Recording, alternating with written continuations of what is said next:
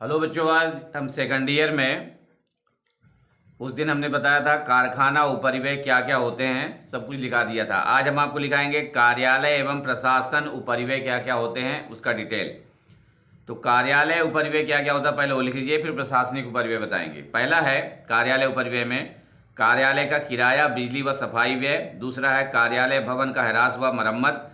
तीसरा है कार्यालय के कर्मचारियों का वेतन। चौथा है छपाई, लेखन सामग्री, डाक व तार, स्टाम्प व्यय, बैंक व्यय आदि। पांचवा है सामान्य व्यय, व्यापारिक चंदा। और 6 है अन्य ऐसे व्यय जो कार्यालय के संबंध में किए गए हों। ये हो गया कार्यालय के व्यय। दूसरा है प्रशासनिक उपरिव्यय, प्रबंधकों का वेतन व भत्ते, संचालकों की फीस, अंकेक्षण शुल्क, प्रबंधकीय व्यय, अन्य ऐसे व्यय जो प्रशासन के लिए किए गए हों। तो ये हो गए आपके प्रशासनिक व्यय और कार्यालय उपरिव्यय। अब हम दूसरा आज बताएंगे बिक्री एवं वितरण उपरिव्यय क्या होता है। बिक्री का उपरिव्यय मतलब होता है सामान को बेचने में लगने वाला खर्च। तो बिक्री उपरिव्यय में देखिए पहले क्या होता है, फिर वितरण के बारे में बताएंगे। पहला है बिक्री उपरिव्यय में यात्रा व्यय, विक्रेताओं का वेतन व कमीशन, बट्टा, आढ़त व दलाली, नमूनों पर व्यय, शाखा के खर्च, ये है बिक्री व्यय। अब वितरण व्यय कौन से हैं? गोदाम व्यय, प्रदर्शन तथा शोरूम व्यय, यात्रा प्रतिनिधियों का वेतन, सुपुर्दगी के व्यय, ये सारी चीज़ें जो हैं। और इसमें वितरण में और है काउंटिंग हाउस के व्यय, पैकिंग व्यय, बाह्य गाड़ी भाड़ा, सुपुर्दगी गाड़ियों की मरम्मत व ह्रास, निविदा तैयार करने के व्यय, मेला व प्रदर्शनी के व्यय, ये हो गए आपके सारे वितरण उपरिव्यय। अभी हम बिक्री उपरिव्यय में थोड़ा और जोड़ देंगे। डूबत ऋण तथा ऋण वसूली के व्यय, विज्ञापन व्यय, व्यापारिक व्यय, विक्रय, कार्यालय का किराया, मरम्मत व ह्रास, व्यापारिक व्यय, माल लदान का व्यय, अन्य सभी ऐसे व्यय जो बिक्री के संबंध में किए गए हों। तो ये सारे कारखाना उपरिव्यय और कारखाना के अन्य व्यय जो थे, कारखाना निरीक्षण के व्यय, ये सब हमने आपको लिखा दिया था। कार्यालय उपरिव्यय लिखा दिए, प्रशासन उपरिव्यय लिखा है, बिक्री उपरिव्यय और विक्रय वितरण के व्यय जो होते हैं वो भी हमने आपको लिखा दिया। अब एक मेन पॉइंट हमारा आता है इसमें कॉस्ट अकाउंट में, लागत पत्र, है ना, कॉस्ट शीट जिसको हम बोलते हैं। इसी पर क्वेश्चन प्रैक्टिकल वाले आधारित होते हैं। तो एक वाल्टर डब्ल्यू बिग हैं जो लेखांकन के मशहूर लेखक हैं। उत्पादन पर एक निश्चित समय के अंदर किया जाने वाला व्यय व्यापारिक एवं भंडार के लेखों से प्राप्त किया जाता है और इसे एक स्मरण विवरण पत्रिका के रूप में लिखा जाता है। यदि यह विवरण पत्र केवल एक निश्चित समय में उत्पन्न की हुई इकाइयों की लागत को ही दिखाए तो इसे लागत पत्र कहते हैं। ठीक है, इसको बोलते हैं लागत पत्र। इसकी विशेषताएं हैं, लागत पत्र की प्रमुख विशेषताएं देखिए। उत्पादन के लिए प्रयुक्त सभी प्रकार की सामग्री तथा श्रम की मात्रा और मूल्य का समावेश, उत्पादित की जाने वाली वस्तु पर होने वाले अप्रत्यक्ष व्ययों का अनुमान तथा उनका विभाजन, कुल लागत तथा प्रति इकाई लागत का स्पष्ट प्रदर्शन, विभिन्न प्रकार के प्रत्यक्ष तथा अप्रत्यक्ष व्ययों का कुल लागत के साथ संबंध, तुलनात्मक दृष्टि से पिछली एवं वर्तमान समय अवधि के व्ययों का विवरण, ये लागत पत्र की विशेषताएं हैं जो आप लोगों को याद करना है। और लागत लेखा तथा लागत पत्र में अंतर है, तो ये भी हम आपको बाद में बताएंगे। ये थोड़ा पेंडिंग में रहने दीजिए क्योंकि समय हमारे पास कम है।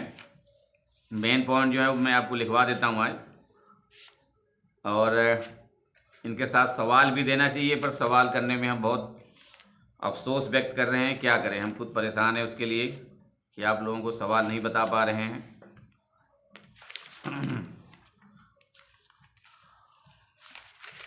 और एक चीज़ आती है आपके पास में, लागत विवरण पत्र। लागत विवरण पत्र का निर्माण भी लागत पत्र की तरह ही किया जाता है। जब किसी भी वस्तु की कुल उत्पादन लागत तथा उसके विक्रय पर होने वाला लाभ ज्ञात करना हो तो ऐसी स्थिति में लागत विवरण पत्र बनाया जाता है। लागत पत्र तथा लागत विवरण पत्र दोनों में केवल एक अंतर है, लागत पत्र में कुल लागत के साथ साथ प्रति इकाई लागत भी ज्ञात की जाती है, लेकिन लागत व लाभ विवरण पत्र में केवल कुल लागत निकाली जाती है। आवश्यकता अनुसार कुल लागत में उत्पादित इकाइयों की कुल संख्या का भाग देकर प्रति इकाई लागत निकाली जा सकती है। ये आपको ध्यान रखना है। आज मैं आपको कुछ सूत्र लिखा देता हूँ। पॉइंट है इसका, लागत का बिक्री के साथ प्रतिशत निकालना। वो कैसे निकालते हैं, देखो सूत्र क्या है। पहला लिखिए, मूल लागत की बिक्री के साथ प्रतिशत जब हम निकालेंगे तो मूल लागत गुणे 100 बटे बिक्री हो जाएगी। सूत्र क्या होगा, मूल लागत गुणे 100 बटे बिक्री। नेक्स्ट है कारखाने की लागत की बिक्री के साथ प्रतिशत जब निकालेंगे तो कारखाने की लागत गुणे 100 बटे बिक्री होगी। तीसरा है कार्यालय लागत की बिक्री के साथ प्रतिशत निकालने पर कार्यालय लागत गुणे 100 बटे बिक्री होगी। अब कुल लागत की बिक्री के साथ प्रतिशत निकालेंगे तो कुल लागत गुणे 100 बटे बिक्री लिखेंगे। ये इनका फार्मूला है, सूत्र है। अब लाभों के साथ अगर बिक्री का प्रतिशत निकालते हैं तो उसका सूत्र क्या होगा? कुल लाभ का बिक्री के साथ प्रतिशत बराबर कुल लाभ गुणे 100 बटे बिक्री। शुद्ध लाभ का बिक्री के साथ प्रतिशत बराबर शुद्ध लाभ गुणे 100 बटे बिक्री। अब ये सूत्र हैं आपके। नेक्स्ट सूत्र हमारा कारखाना व्यय की गणना हम कैसे करेंगे। कारखाना व्यय जब हम निकालेंगे तो उसकी गणना कैसे करेंगे, उसका सूत्र है कारखाने के व्यय की मूल लागत के साथ प्रतिशत गुणे मूल लागत बटे 100। इंग्लिश में बोलते हैं इसको percentage of works overhead with prime cost multiply by prime cost upon 100। ये आपको याद रखना है इसकी गणना करने के लिए। कारखाना व्यय की गणना करने के लिए क्या करेंगे? कार्यालय व्यय की कारखाना लागत के साथ प्रतिशत गुणे कारखाना लागत बटे 100। इंग्लिश में इसको बोलते हैं percentage of office overhead with prime cost multiply by works cost upon 100। तो ये आप सूत्र जो हैं इनको बराबर याद कीजिएगा, क्योंकि ये सूत्र पर ही सारे क्वेश्चन आंसर आपके आधारित होंगे। उसके बाद हम आपको बता देते हैं उत्पादन खाते के बारे में। उत्पादन खाता क्या होता है? उत्पादन खाते का उद्देश्य भी उत्पादन लागत मालूम करना होता है। उत्पादन खाते का मेन उद्देश्य है उत्पादन लागत का पता करना।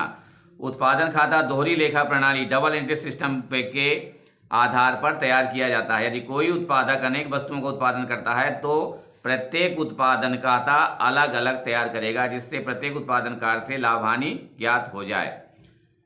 तो ये रहे उत्पादन खाता का जो मेन उद्देश्य है वो हमने आपको बताया। नेक्स्ट आएगा आपका निर्माण एवं लाभ हानि खाता।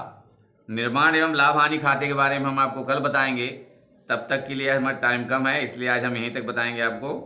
और बाकी आप को जो प्रैक्टिकल क्वेश्चन छूटे जा रहे हैं तो हम क्या करें, अफसोस के साथ कह रहे हैं कि अब जब कॉलेज चालू होगा तभी हो पाएगा, बाकी उससे पहले तो नामुमकिन लग रहा है। बाकी ठीक है, आप खुश रहिए, मस्त रहिए और ठंडी और कोरोना से बच के रहिए, सेफ्टी रखिए, सोशल डिस्टेंस का पालन जरूर कीजिएगा। धन्यवाद, नमस्कार।